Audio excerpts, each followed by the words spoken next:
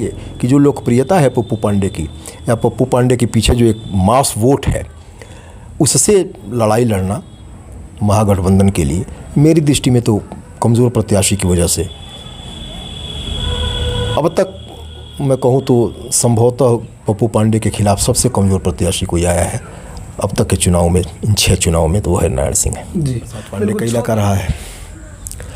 अब ये यहाँ वर्तमान विधायक इस दौर में जहाँ व्यक्ति छोटी छोटी चीज़ों का मूल्यांकन करता है, जहाँ वार्ड सदस्य के चुनाव में बड़े बड़े मुद्दे गिनाए जाते हैं, वहाँ विधायक होना, और वो भी लगातार 5 बार होना। एक बार राष्ट्रीय जनता दल के साथ गठबंधन से भी विधायक हो चुके हैं, बाकी बीएसपी से भी पहली बार बीएसपी से हुए, संभवतः बिहार के पहले विधायक थे, एक ही विधायक थे बीएसपी के। तो ये एक चमत्कार इस मामले में है कि उस व्यक्ति का व्यक्तिगत प्रभाव जी, राजनीतिक दल के साथ जो निष्ठा है लोगों की, जो कैडर वोट है वो तो छोड़िए, व्यक्तिगत प्रभाव उस व्यक्ति का उसके राजनीतिक दलीय वोटों से ऊपर है। आपने देखा होगा शायद पूर्वांचल में ही क्या, मुझे तो लगता है कि उत्तर प्रदेश, बिहार या अन्य राज्यों में भी शायद ही कोई वो काम करता हो जो विधायक करते हैं।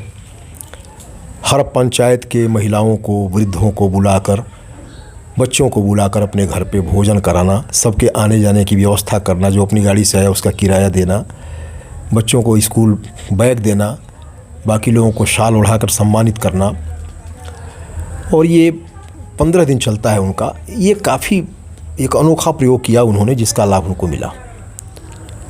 उससे ये हो रहा है कि अब भीड़ इकट्ठा करने में कहीं से दिक्कतें नहीं आ रही हैं। दूसरी बात कि यह विधायक सर्वसुलभ है।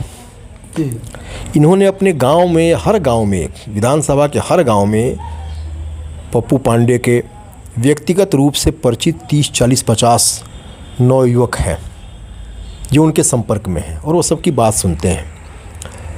किसी गरीब के घर कोई शादी हो, निश्चित रूप से उनके यहाँ निमंत्रण गया तो वो अपने भतीजे को भेजेंगे या खुद आएंगे। 4,000, 5,000 रुपये आर्थिक सहायता हर गरीब के यहाँ विवाह होने पे करना, किसी का घर जला तो मदद करना, किसी को कोई संकट हो। मंदिर मस्जिद में एक अनोखा प्रयोग इन्होंने किया कि अपने विधायक फंड से हर मंदिर और मस्जिद में जहाँ आवश्यकता है, जो सुदृढ़ मंदिर मस्जिद है, अभी इस साल एयर कंडीशन लगवाने का काम किया। तो धर्म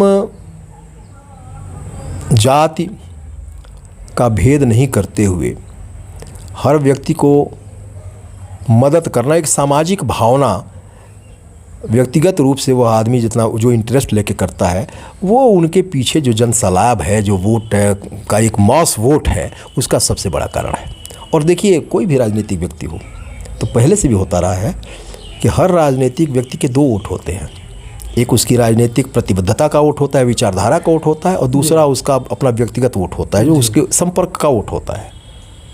तो व्यक्तिगत संपर्क के वोट के मामले में यह आदमी बहुत आगे है। और दूसरी बात कि विपक्ष यहाँ बड़ा कमज़ोर है।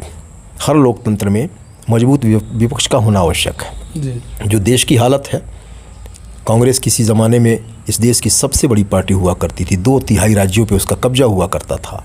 आज कांग्रेस नेतृत्व के संकट से या अयोग्य नेतृत्व से जूझ रही है।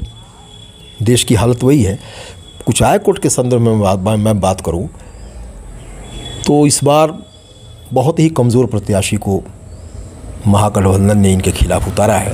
हरिनारायण सिंह, पहले सुनीता कुशवाहा को टिकट मिलने की उम्मीद थी। सुनीता कुशवाहा उसी परिवार की हैं। शायद अब उनका अपना मामला है, पारिवारिक मामला, हम कुछ नहीं कहेंगे, लेकिन उन्होंने रोते हुए कहा भी था कि मेरे साथ घात किया गया और मेरे ही घर के लोगों ने किया ये सब। खैर, वो उनकी अपनी बात है, लेकिन उस औरत को एक औरत होने का लाभ मिलता और सहानुभूति के कुछ वोट अवश्य मिलते।